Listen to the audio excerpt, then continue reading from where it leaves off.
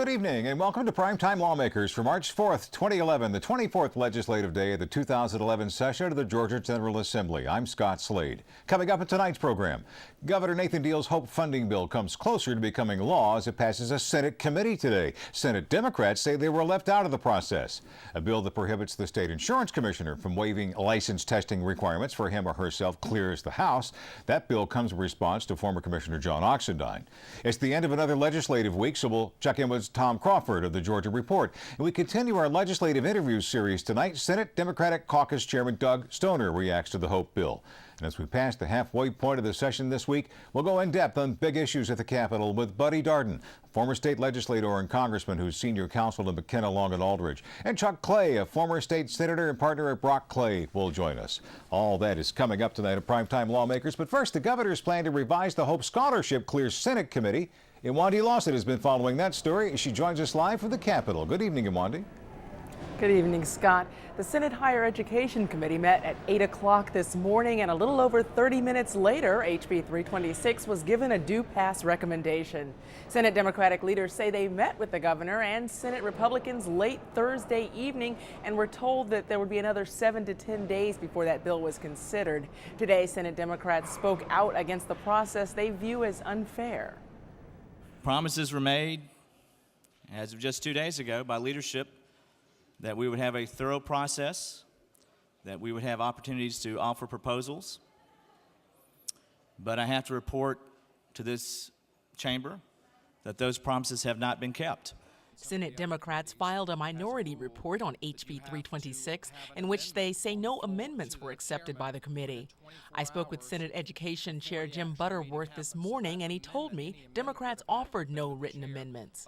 Senator Kurt Thompson said a Wednesday night posting of the higher ed meeting hindered Democrats from submitting written amendments 24 hours before the meeting, as committee rules require. That would have meant for me to get an amendment drafted, I would have had to have somehow been online late Wednesday night and just happened to have been on the state website to just happen to get notice that we were going to have a meeting on Friday morning at 8 a.m.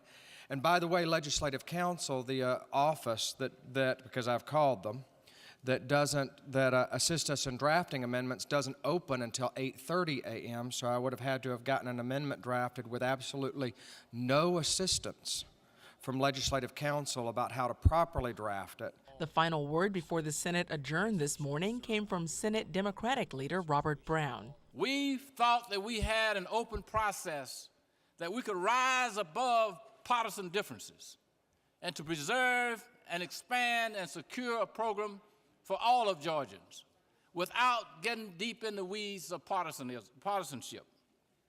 But now as we come to the last hour, closing in on the last inning of the game. And we find that the sharpened knives of partisanship have been drawn. This is no longer a bipartisan bill. It never really was. But I know some who have tried to project it as a bipartisan bill. But I say to you in closing, these crumbs from Lazarus' table are not worth 30 pieces of silver. Senate Majority Leader Chip Rogers told reporters this morning that Democrats will have the opportunity to offer amendments when the bill comes to the floor because it has not been engrossed. Asked about the Democrats' HOPE proposal that includes an income cap for the families of scholarship recipients, Senate Higher Education Chair Senator Jim Butterworth told me, quote, "The bottom line is that there are philosophical differences. The points they made didn't save more money." HB 326 is now in the Senate Rules Committee. The House today gave passage to a measure aimed squarely at actions taken by the former insurance commissioner. Here's Representative Bill Hembry presenting House Bill 347. I want to thank someone and recognize someone. We have our new insurance commissioner, Ralph Hudgens, with us today. He's also a former member of this House of Representatives. Let's kind of recognize him for just a minute if we can. It was also Hudgens who called for HB 347 after it was discovered that former insurance commissioner John Oxendine had awarded himself several insurance licenses without taking the requisite exams. Every day, hundreds of Georgians put forth the time and effort required to sit and take these exams. A few are successful and pass the test, but many more fail the test they either have to start all over again or pursue other career interests. As a legislative body, we must pass laws in the public interest. This is one of those occasions, and House Bill 374 simply says that the insurance commissioner shall not, under any circumstances, exempt him or herself from any written examination requirements set forth in this code section. HB 347 does allow the insurance commissioner to exempt others from taking the licensing exams. The measure passed without dissenting vote. It now moves to the Senate. The House also agreed today to remove the Department of Public Health from the Department of Community Health.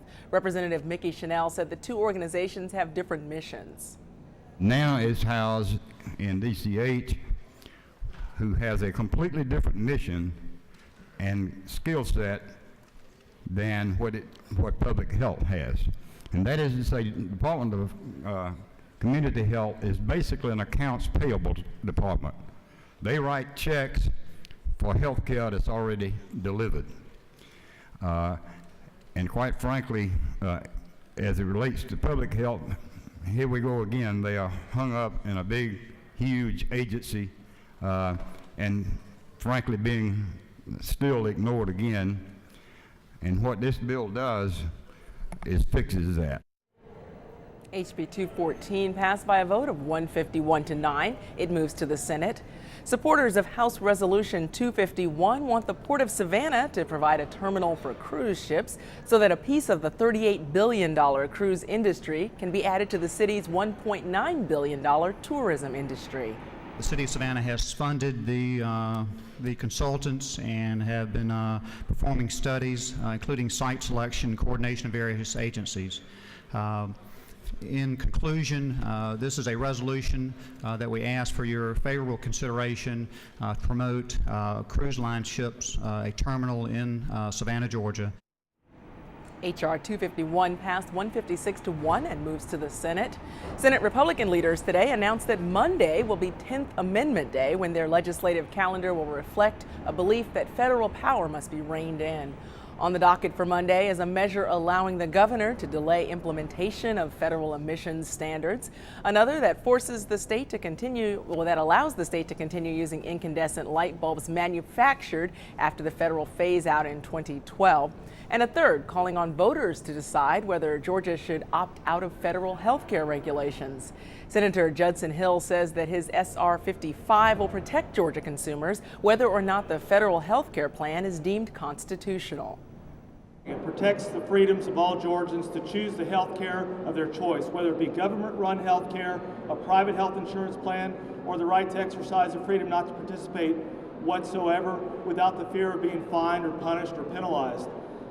I believe Georgians deserve that right, regardless of the constitutionality and the challenges on Obamacare today. Whether that bill survives those constitutional challenges or fails, Georgians deserve that right, and I believe they deserve to have it permanent in the Georgia Constitution. That's why I've reintroduced Senate Resolution 55 once again this year. Several similar measures passed the Senate last year but failed to clear the House. 2 weeks ago, Senate Majority Leader Chip Rogers announced that Senate Republican caucus members did not have the votes to pass the Sunday sales measure. When I asked him about the prospects for SB 10 yesterday, he didn't rule it out of contention. We've dealt with that issue up to this point and recognized that there's all these other issues out there, and this one doesn't have the support to move forward. That could change, I guess. You know, I'm in favor. I wish we would deal with it just so that we deal with it and move on to something else, and we're not really revisiting this. But there are others who look at this from a different viewpoint, and I've not talked to senators recently about whether their positions have changed on it. But until we get, you know, a majority, and until we see some senators change their position, it'll probably stay where it is. But we're going to have to deal with this at some point. This bill, whether it's this year or next year, it's going to make it to the floor, and I'll be voting for it, and hopefully we can put it past us at some point. Daylight savings time just over a week away. A resolution crediting that system with energy savings was defeated in the Senate. Senator Fran Miller introduced SR 322 yesterday. Here he is defending the measure this morning. Isn't it true that we couldn't have the wonders of Little League Baseball without lights if it wasn't for daylight savings time? And notice the author has great passion. Thank you, Mr. President. Genesis 1:5 says, "And God called the light day, and the darkness he called night. God sets the daylight hours. While man cannot save daylight, many do waste it. The transfer of an hour of daylight, are you kidding me? Any business may choose the hours of operation. Any of you can get out of bed anytime you get ready to get out of bed, and you can go to bed when you get ready to go to bed. If you want more daylight in the evening, you need to get up and get started in the morning. Daylight savings time is nothing more than government intervening in our lives. And I don't think that we need the government to tell us how to set our clocks. So I would ask that you would vote against SR 322. That measure failed by a vote of 27 to 15. Senator Miller will ask the Senate to reconsider its actions on Monday. Reporting live from the Capitol, I'm Wandi Lawson for Primetime Lawmakers. A busy week. Thanks very much, Wandi. It's the end of the legislative week, and that means it's time to check in with Tom Crawford of the Georgia Report. I talked with Tom earlier today and began by asking him about the passage of that illegal immigration bill.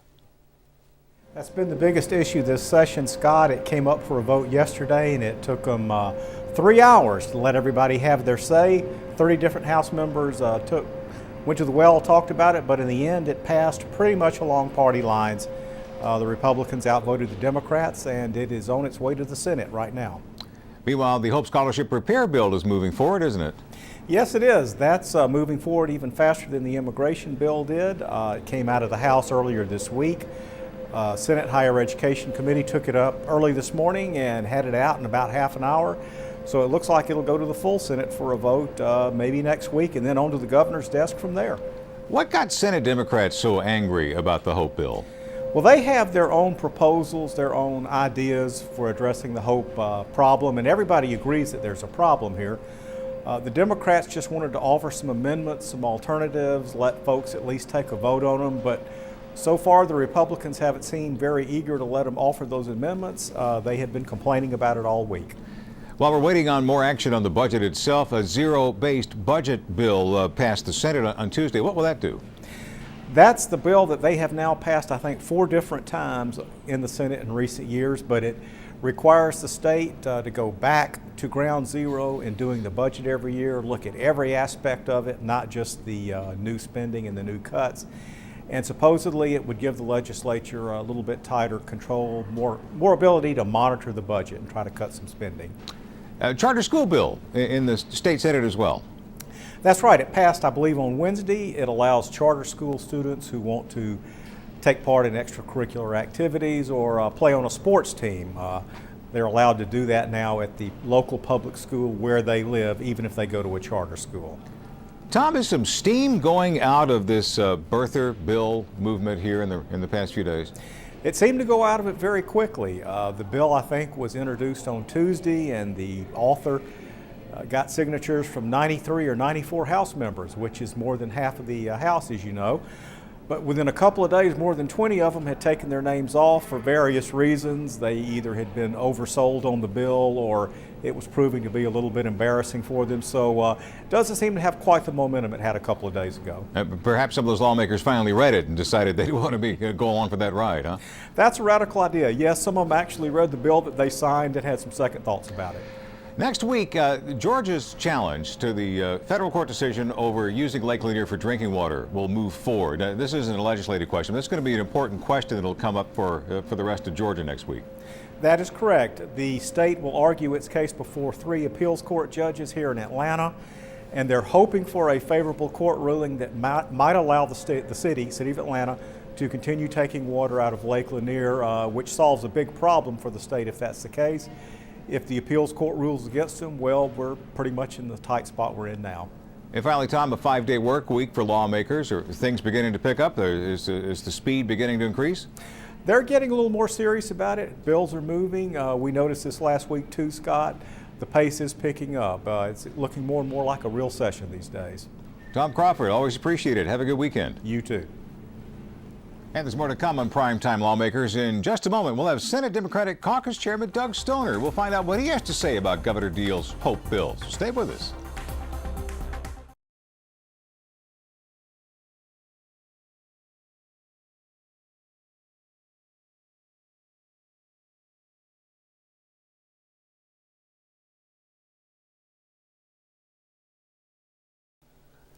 Early this morning, the Senate Education Committee, Higher Education Committee, passed the HOPE bill that would reduce tuition payments to most HOPE scholars. It's now ready for full consideration by the Georgia Senate. This move came as a surprise to many of the Democratic Party. After that vote, Iwanti Lawson sat down with Senate Democratic Caucus Chairman Doug Stoner and got his reaction to the HOPE legislation. We met with the governor late yesterday. We had met with, along with Senator Williams, the President Pro Tem. We had met also the day before with Senate leadership, both the majority leader and the President Pro Tem, and the indication to us was there'd be about a 7 to 10 day process. It was what the leadership was indicating to us, but obviously that has changed. You know, I can't answer for them; they'll have to answer for themselves. We can only react to what we've been told, and obviously something's changed between now and then. The only issue I have, and I've always said this, is that you must not think much of your proposal if you're not willing to allow it to have scrutiny. And obviously, rushing this through indicates to me that they, for whatever reason, they really don't want people to scrutinize this bill. And that's what we're down here for, to represent our constituents, but all the citizens of the state, to make sure that we follow the process, we have a chance for everybody to be heard, to offer up their ideas, be they amendments or from the well, and not to quash debate. So, I mean, we hope to continue that, be whenever the bill comes to the floor. So, switching to another topic, the House, of course, passed HB 87 yesterday. I'm wondering if I can get your impressions of both that immigration reform as well as the measure that's moving through the Senate right now. Well, I think they both have serious constitutional problems that we're just asking to end up in federal court and spend a lot of our taxpayer money on something that we know up front probably will not stand muster. And then on top of that, I find it ironic that we're sitting here talking about, on one hand, my colleagues on the other side of the aisle talking about federal regulations, and they're attempting to impose federal regulations through our state regulations. In fact, double regulations, particularly with our farm community, with some of the proposals that have been made when it concerns E-Verify and the different visa programs. And now we're going to require, if you have the visa program, you also have to do E-Verify. I mean, even the feds don't require both. And so, I find it, a little hypocritical in a sense to say, on one end, the feds should not be interfering, shouldn't be doing this, but at the same time, we're going to take federal rules and we're going to put them in state and try to impose them on you and make you have to do those. So, again, I think, I understand the issue. We do have an immigration problem. It's a federal issue. It needs to be handled in Washington. I would ask my colleagues on the other side of the aisle to talk to their colleagues who are in charge in the House to offer up some ideas and solutions and come to a compromise. And instead of creating problems down here in Georgia that at the end of the day are not going to solve the issue, but it will create a lot of problems for our communities, our companies, our law enforcement, and the cost. And so again, at the end of the day, I don't see what's being offered as a real solution. It's great political rhetoric. So do you see any role for the state in terms of immigration enforcement? No, I mean, we pretty much have that to the degree that we have. I mean, we passed a bill several years ago, as you remember, Senate Bill 527, and that was adopted, which is probably one of the tougher bills and was, when it was passed, one of the tougher laws in the country prior to Arizona. But now we're getting to a point where, as a question that was asked in committee the other day of Senator Murphy by Senator Carter, was that if my wife was out jogging and she was stopped and she was demanded to present her papers and she didn't have her papers, under this bill she could be arrested and taken in. And Senator Murphy's response was, well, I hope she has her papers. Well, that's not the America I grew up in, and I hope we're not coming to that. To me that sounds almost like a communistic view of people having their papers and being demanded on site in the street. And so you see my issue. I think we're not solving any problems, but we're going to create a lot of other problems. So we've got the recommendations now from that tax council, and they've been put into the form of legislation over on the House side. Well, what are some of your impressions of those proposals? We, on our side, agree there needs to be tax reform. We have a We have a tax code, income tax code, excuse me, that dates from 1937, has never been updated. We have a sales tax that was created in the 1950s for a manufacturing economy. And today, in the 21st century, 2/3 of our economy is service-oriented. So there is a need for tax reform. And we need to look at all the exemptions we've been giving at this point. So at the end of the day, that is a critical piece, because again, it will affect every citizen in this state and every business in this state. And if we're going to move on that this year, then we need to make sure it's done in a very bipartisan way, because it's not our intention to make it a partisan issue. But if we're not included in the process, then we didn't make it a partisan issue. The other side made it a partisan issue. But I think the one thing is we as Democrats in general agree on is that we should not be taxing through the sales tax the necessities of life, be they groceries, be they medicine, be it prescription medicine or over-the-counter medicine, or be it the energy you use to heat or cool your home. Those three things, in my opinion, should not be taxed in a sales tax. Because those are necessities. And so from our, that's kind of, we view it in the sense of, as we move through this process, kind of those three cardinal rules. Senator Doug Stoner is the Democratic Caucus chair in the Senate. This week has seen the passage or advancement of several much talked about bills. Among them is the very controversial Legal Immigration Reform and Enforcement Act, which passed the House. The bill has been described as an Arizona-style immigration law. The Hope Scholarship funding bill backed by Governor Deal. Many Senate Democrats were angered when it surprisingly passed out of the Senate Higher Education Committee this morning with little time for their input. And Senator Chip Rogers' bill to allow charter school students to attend extracurricular activities of public schools passed the Senate this week as well. In the background, the budget process is humming along, and controversy was stirred up as the majority of House Republicans signed onto a bill requiring candidates on Georgia's ballot for president to prove their U.S. citizenship, only later to have several dozen members remove their names.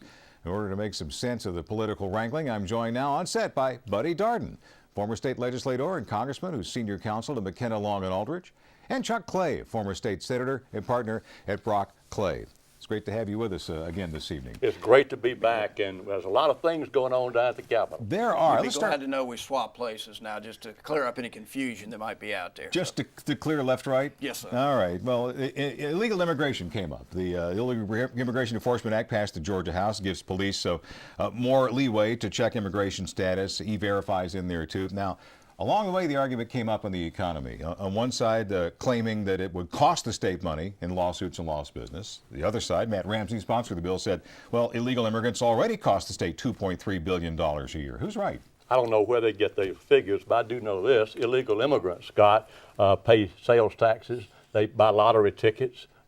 They spend a lot of money here.